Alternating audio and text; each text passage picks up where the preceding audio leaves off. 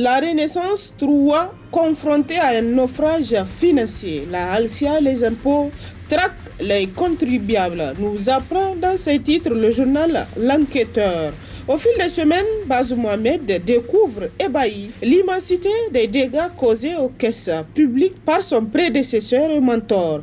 À peine lancée, la Renaissance 3 se trouve, selon le journal, sous la menace d'un naufrage financier imminent. L'assainissement des finances publiques sera accéléré dans l'optique de l'amélioration du cadre de mobilisation des recettes internes ainsi que de l'amélioration de la qualité de la dépense publique, a promis Bazoum Mohamed dans son discours d'investiture, nous rappelle toujours le confrère. Des recettes, le nouveau président de la République en a grandement et urgemment besoin pour avoir hérité d'un pays exsangue financièrement. Les deux mandats d'Issoufou Mahamadou ont mis le Niger à terre. Depuis des années, les institutions financières et monétaires internationales n'ont eu de cesse d'alerter les autorités nigériennes sur le danger lié à l'opacité qui entoure les dépenses publiques. Dans un rapport publié en 2015 par le Fonds monétaire international FMI, on y lit « Les dépenses publiques au Niger manquent d'efficacité et peinent à susciter un rattrapage au niveau de la productivité et du développement humain. Et cela même comparé aux autres pays de l'UEMOA. » Dans un autre rapport de 2019, le FMI souligne qu'en 2017, le Niger a obtenu la note la plus basse de l'indice Open Budget qui mesure le degré de transparence budgétaire. L'enquête a notamment constaté que les rapports d'audit de budget n'existaient pas, que les rapports de budget et les rapports de fin d'année n'étaient qu'à usage interne et que la loi de finances adoptée était publié avec un retard excessif. Ces deux observations peuvent, selon le journal, être résumées ainsi. Depuis 2011, Issoufou Mahamadou n'a cessé de tirer le Niger vers le bas, écrit toujours le confrère. Quant au canard déchaîné, il rapporte dans ses colonnes 2 mois de gestion pour voir une popularité exceptionnelle. Cela fait 2 mois que le président de la République a accédé à la magistrature suprême du Niger. Ces 2 premiers mois ont été marqués par des actions énergiques et sociales du chef de l'État, ce qui a renforcé l'estime du peuple à son égard. Le président de la République baigne pratiquement dans un état de grâce qui est incontestablement bénéfique à la mise en œuvre du programme de la Renaissance Acte 3 qui se veut une consolidation des acquis des programmes précédents et une amélioration qualitative dans tous les domaines pour le bonheur des populations nigériennes. La première action palpable qui a fait monter la cote du président Mohamed Bazoum est l'allègement du jalonnement qui est mis en place par la garde présidentielle en relation avec les forces de sécurité afin de parer à toute menace contre la vie du chef de l'État. À côté de l'allègement de ce jalonnement, on retrouve toujours, selon le confrère, la rupture avec le traditionnel balai de véhicules ministériels lors des déplacements du chef de l'État vers l'aéroport pour des voyages à l'étranger.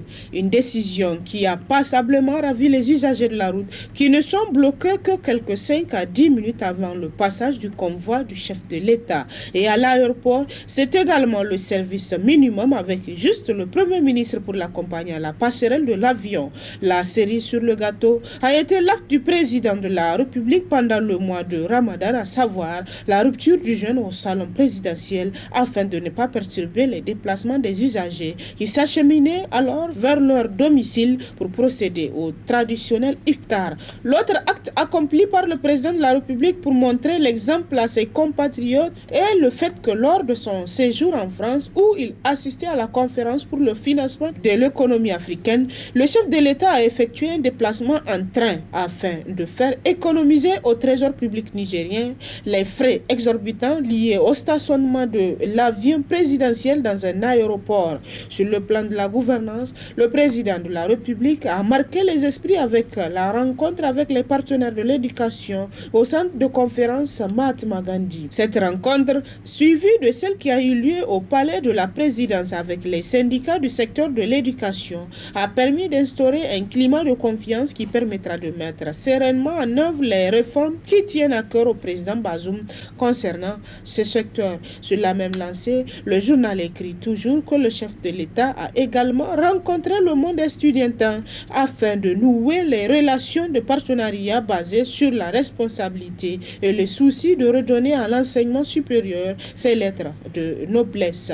Le président Bazoum a également apporté du baume au cœur des habitants de Niamey en effectuant l'une de ses premières visites de terrain sur le site abritant les digues qui doivent protéger certains quartiers des inondations. Ce sont toutes ces actions et bien d'autres, écrit le journal, qui ont donné au président Bazoum une cote de popularité inattendue au vu de l'adversité dont il a été victime pendant la campagne électorale de la part des partis politiques de l'opposition. Aujourd'hui, ce sont les militants de l'opposition eux-mêmes qui saluent la simplicité du président de la République à qui ils souhaitent ouvertement plein succès pour son mandat. Quant au journal Le Monde d'aujourd'hui, il se demande à sa une comment Bazoum a fait pour calmer Ousmane. La question mérite d'être posée, d'autant que le président Ousmane disait le Tajartier n'a pas passé, le hold-up déguisé ne passera pas dans un point de presse qu'il a animé depuis Zender où le candidat au second tour de l'élection présidentielle du 21 février, Mahaman Ousmane, a revendiqué la victoire, rejetant les résultats globaux provisoires proclamés par la Commission électorale nationale indépendante CENI, donnant son challenger Bazoum Mohamed vainqueur.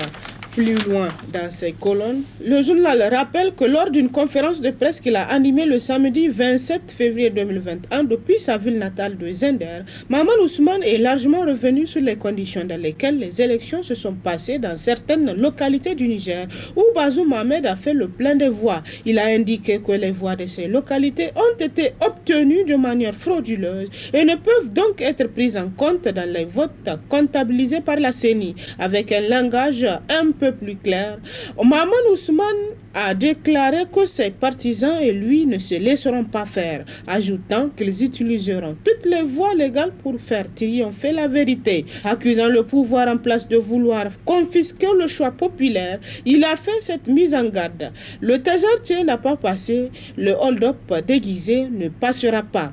Aujourd'hui, le peuple nigérien souverain se pose la question de savoir quelle est la position réelle de l'opposition, quelle est la vraie position du président Mahaman Ousmane.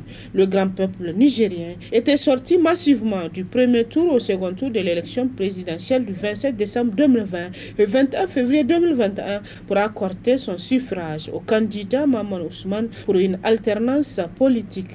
Après tous les points de presse animés par ces derniers et les déclarations faites par CAP 2021, ACCFRC et alliés, que reste-t-il à ce peuple? Où en est-on concrètement, monsieur le président du RDR Tchengi? S'interroge le journal pour qui ça fait aujourd'hui 2 mois, ce 2 juin 2021, que le président Mohamed Bazoum a été investi dans ses fonctions de président de la République du Niger. L'opposition est complètement effacée de la scène.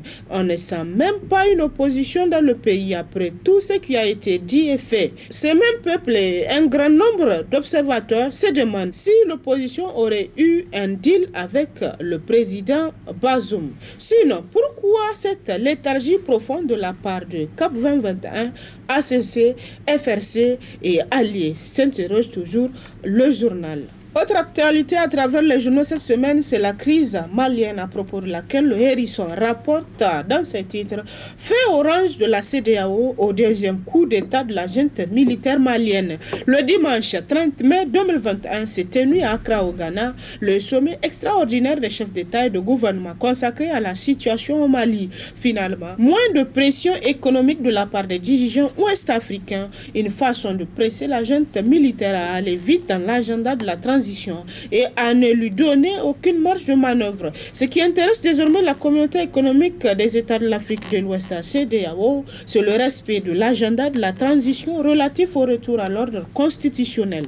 Autrement dit, l'organisation d'élections démocratiques pour février 2022 dans les délais que cette transition s'est donnée. Pour y arriver à bon port et dans le respect strict du calendrier électoral, il faut l'implication de toutes les forces vives maliennes, sans exception, dans la transition transition, d'où l'exigence des dirigeants ouest-africains de la nomination d'un premier ministre civil par la junte.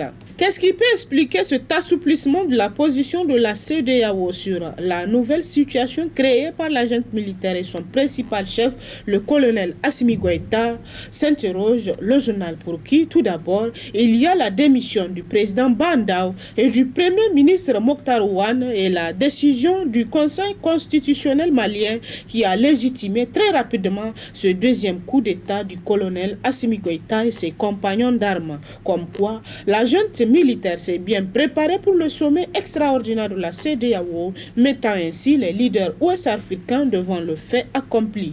Ensuite, il y a ce cas tchadien qui a certainement pesé sur l'examen de la nouvelle situation malienne. En effet, comment admettre cette tolérance 100% à l'endroit de la junte militaire dirigée par le général Mahamat Idrissa Déby Itno, observé par la France et l'Union africaine, si Paris et Accra venaient à durcir le ton à l'encontre du colonel Assimi Goïta.